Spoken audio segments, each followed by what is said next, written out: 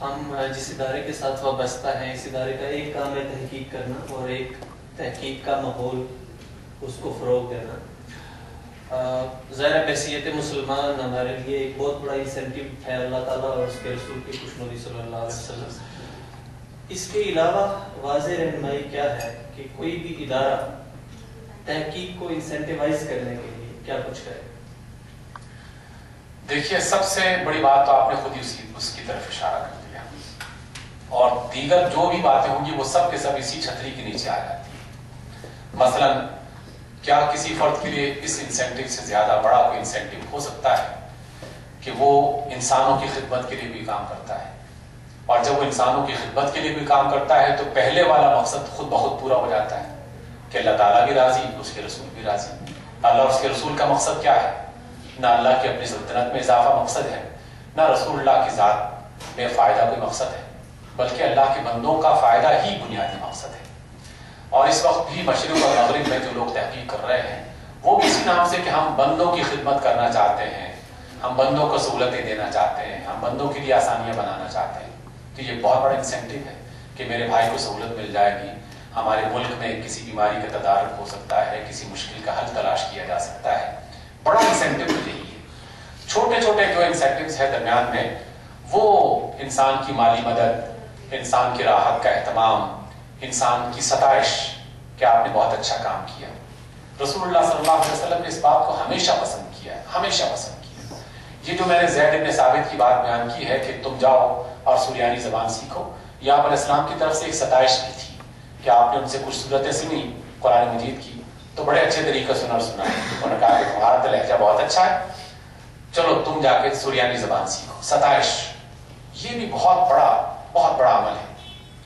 کبھی کبھار میں شعر بہت کم سناتا ہوں، لیکن مجھے اندازہ ہے اس بات کا کہ کوئی شخص ایک مقالہ لکھ دے، کوئی شخص ایک غزل لکھ دے، کوئی شخص کوئی ایک ڈرامہ یا افسانہ لکھ دے تو اس کے دل پر یہ ایک بوجھ سا رہتا ہے کہ میں اس کو سنا نہ دوں.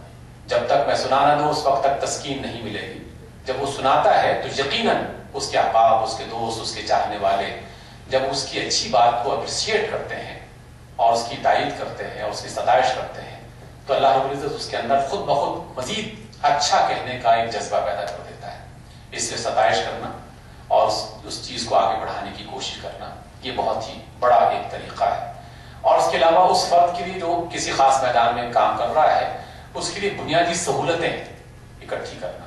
مثلا کیمبرج یونیورسٹی میں اور یورپ کی دیگر یونیورسٹیوں میں ہمارے بعض احباب جاتے ہیں، دوست جاتے ہیں، تو وہ یہ کہتے ہیں کہ ہمیں کسی کتاب کی ضرورت ہو ہم بس ایک چٹ پر لکھ کے لائبریری کے جو کاؤنٹر پر بیٹھا ہوا بندہ ہے اس کو دیتے ہیں اور 2-4 دن میں وہ کتاب ہمارے سامنے موجود ہوتی ہے. اگر وہ کتاب اس ملک میں موجود نہیں ہے، اگر تو وہاں موجود ہے پھر تو چند منٹس کے بعد فوراً کتاب حاضر ہے.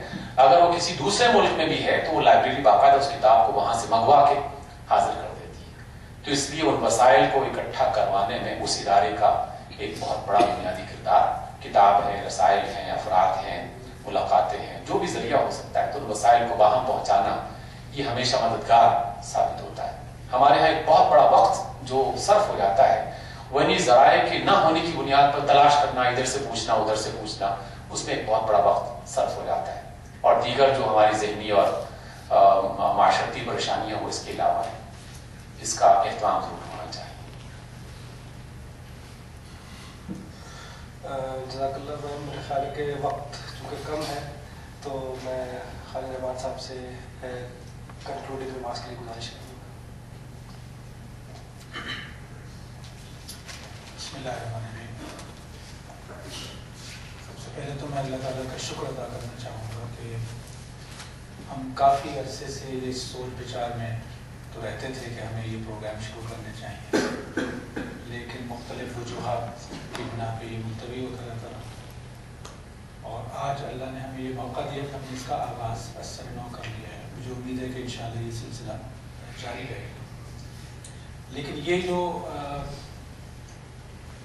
ہماری کیفیت ہے کہ ایک چیز جو ہم سوچتے رہے اور کوشش کے باوجود اسے نہ کر سکے، یہ بہت ہی عمومی مسئلے کی نشاندہی بھی کرتی ہے جس کے ہم بھی شکار ہیں اور معاشرے میں ہم جیسے بہت سارے لوگ شکار ہیں. اور اس قسم کے پروگرام میں اس کو دہرانے کا شاید فائدہ یہ ہے کہ ہم اپنے لیے یاد دہانی کرا رہے ہیں کہ ہم اس سے بچ سکیں۔ غالباً آپ میں سے بعض لوگوں نے یہ سنا ہوا بھی ہوگا، مینجمنٹ میں خاص طور پہ یہ بات بتائی بھی جاتی ہے کہ انسانوں کے پاس ہر وقت ایک ایجنڈا موجود ہوتا ہے۔ کچھ چیزیں بہت ارجنٹ ہوتی ہیں اور کچھ چیزیں بہت امپورٹنٹ ہوتی ہیں۔ مزید بھی کلاسیفیکیشن ہم کر سکتے ہیں۔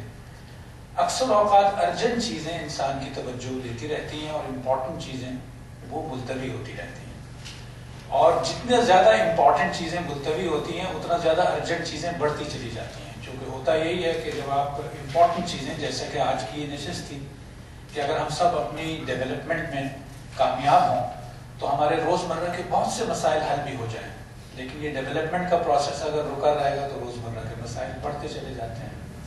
تو میرا خیال یہ ہے کہ ہمیں روزمرہ زندگی میں بھی اپنے آج کے اس پروگرام سے یہ سبق دہرانا چاہیے کہ ارجنٹ چیزیں ہمیشہ رہیں گی، باقی یہ ختم نہیں ہو سکتی، لیکن ارجنٹ چیزیں ہمیں امپورٹنٹ چیزوں سے روک نہ رہی ہوں، اور اس کا وہ بیلنس کہ جو ایک آئیڈیل بیلنس ہو سکتا ہے وہ اس میں برقرار رہے۔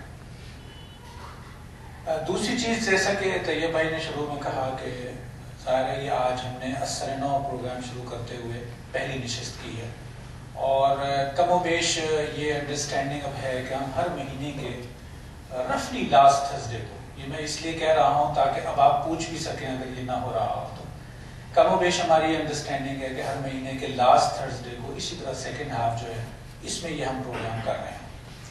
اور پروگرام کی تجاویز کے لیے طیب بھائی نے آپ سے کہا ہے کہ ایک ہفتے کے اندر اندر تجاویز دے دیں۔ اس کا فائدہ یہ ہوگا کہ ایک نوعیت کی جو نیڈ اسسمنٹ ہوتی ہے وہ ہو رہی ہوگی کہ اچھا ہماری یہ ضروریات ہیں اور ان کو سامنے رکھ کے ہم پروگرام بنائیں۔ لیکن براڈلی جو فریم ورک ہمارے سامنے ہے وہ میں دہرا دیتا ہوں تاکہ آپ کو تجاویز دینے میں بھی سہولت ہو۔ وہ یہ کہ ہمارے اس پروگرام کے 3 طرح کے کمپوننٹس ہوں۔ ایک یہ کہ ہم بحیثیت مجموعی جو ورلڈ ویژن ہے، جو لائف ویژن ہے، اس کو آپ ایک نوعیت کا آئیڈیولوجیکل ڈائمنشن بھی کہہ سکتے ہیں، اورینٹیشن کہہ سکتے ہیں، یہ پروگرام کا ایک اہم حصہ ہو جو ہمارے اس پورے کام میں، جیسا کہ آج بھی ہم نے سنا کہ علم اور تحقیق کا کام یوں تو ہم بطور ملازمت بھی کر رہے ہیں، ہم اس ادارے میں ہیں، یہاں پہ یہ کام ہمارے ذمے ہے، ہم کہیں اور چلے جائیں، کہیں اور کوئی کام ہمارے ذمے لگ جائے گا، تو یوں تو یہ ایک ذریعہ معاش ہے، لیکن اس اعتبار سے کہ اس کے اندر بہت سا موقع موجود ہے کہ ہم اس روزمرہ ضروریات زندگی کو پورا کرنے کے ساتھ ساتھ اس میں بحیثیت مجموعی اپنی آخرت بھی بنا رہے ہوں، اور دوسری جانب ہم اس دنیا میں جو تہذیبی کشمکش ہے اس تہذیبی کشمکش میں اپنے نقطۂ نظر کے مطابق چیزوں کو آگے بڑھا رہے ہوں۔ تو یہ ایک ڈائمنشن ہے، یہ ایک سیگمنٹ ہے اس پورے پروگرام کا۔ دوسرا سیگمنٹ ہے خود ہمارے اپنی پروفیشنل رسپانسبلٹیز جو بن جاتی ہیں، اس میں مختلف اسکلز کو ڈیولپ کرنا۔